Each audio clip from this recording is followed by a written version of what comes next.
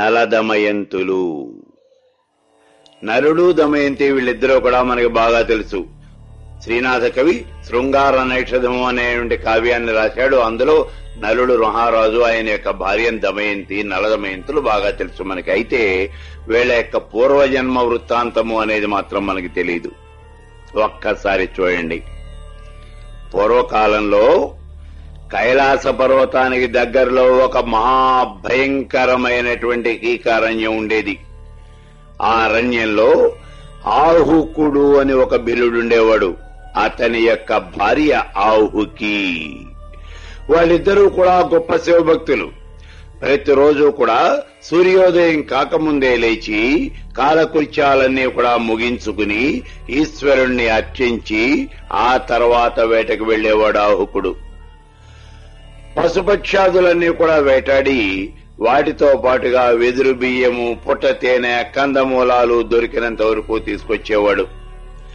భర్త తెచ్చినటువంటి వాటన్నీ కూడా వండి ముందుగా అతిథి అభ్యాగతులకు పెట్టి మిగిలింది మాత్రమే వాళ్ళిద్దరూ భోజనం చేసేవాళ్లు.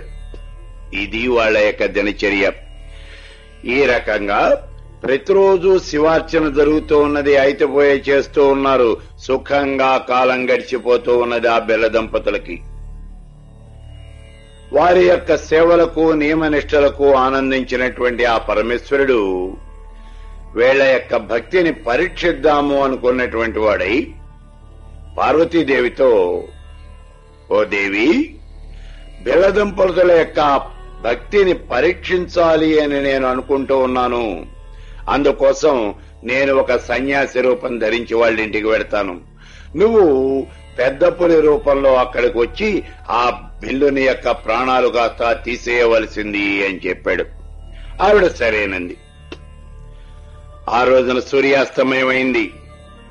మసల చీకట్లు కంపుతూ ఉన్నాయి. ఎవరో వాకిట్లో తిరుగుతూ ఉన్నట్లు అనిపించింది. తలుపు తీశారు బిల్ల దంపతులు.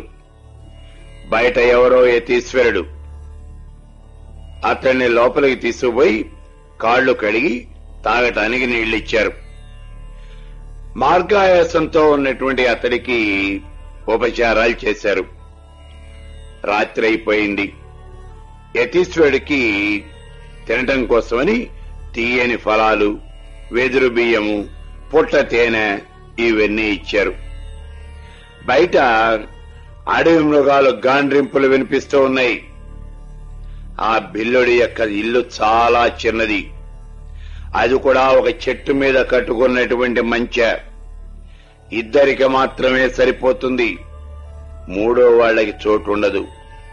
ఎవరైనా సరే లోపలికి రావాలి అంటే లోపల ఉన్నవాళ్ళు ఎవరైనా బయటికి పోవాలి. ఆ ఇంటిని చూసినటువంటి ఆ యతీశ్వరుడు, ఓ బిల్ల దంపతులారా, చీకట్లు కమ్ముతూ ఉన్నాయి. గడప దాటి కాలు బయట పెట్టడం అనేది ప్రమాదంగా కనిపిస్తూ ఉన్నది. మృగాలు ఈ దగ్గరలోనే తిరుగుతూ ఉన్నట్టుగా ఉన్నాయి. మీ ఇల్లు చూస్తేనేమో చాలా చిన్నదిగా ఉన్నది. ఏం చేయటానికి నాకు పాలు పోవటం లేదు అన్నాడు.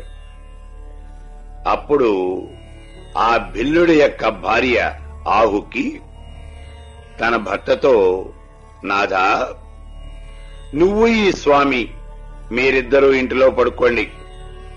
విల్లంబోలు తీసుకుని రాత్రంతా నేను బయట కాపలా కాస్తాను అన్నది. ఆ మాటలు విన్నటువంటి బిల్లుడు, ప్రేసి, ఇవాళ ఎందుకనో జంతువులు ఎక్కువగా తిరుగుతూ ఉన్నట్టుగా కనిపిస్తూ ఉన్నది. నువ్వు యతీశ్వరుడు మీరే లోపల ఉండండి, నేను ఆయుధాలు ధరించి బయట మీ కాపలా కాస్తాను అన్నాడు. సరేనంది ఆ బిల్లుడి యొక్క భార్య. బిల్లుడి యొక్క భార్య అయినటువంటి ఆహుకి, ఈ సన్యాసి అయినటువంటి ఆ ఈశ్వరుడు, వీళ్ళిద్దరూ కూడా ఆ ఇంట్లో పడుకున్నారు. ఆ బిల్లుడైనటువంటి ఆహుకుడు బయట కాపలా కాస్తూ ఉన్నాడు. 2 జాములు దాటింది. మృగాల యొక్క అరుపులు ఎక్కువైనాయి. పెద్ద పులి ఒకటి గాండ్రిస్తూ తిరుగుతోంది.